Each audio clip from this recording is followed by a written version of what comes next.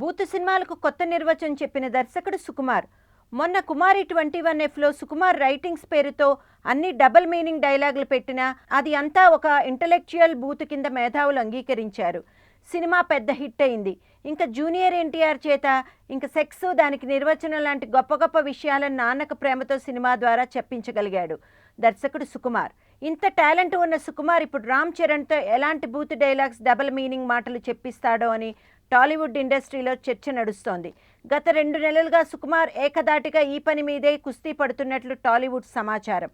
కుమారి 21Fలో love చేయాలా వద్దా అని అడిగిన సుకుమార్, నాన్నకు ప్రేమతో సినిమాలో సెక్స్ అంటే ఏంటి అని జూనియర్ ఎన్టీఆర్ చేత చెప్పించిన సుకుమార్ ఇప్పుడు రామ్ చరణ్తో సుఖ సంసారం ఎలా చేయాలని చెప్పిస్తాడేమో, ఎందుకంటే ఇది విలేజ్లో జరిగే పూర్తి ఫ్యామిలీ ఎంటర్టైనర్ అంటున్నాడు కదా. రామ్ చరణ్ నోట్లోంచి రాబోయే మాటల గురించి అతని ఫ్యాన్స్ ఆతృతగా ఎదురు చూస్తున్నారు.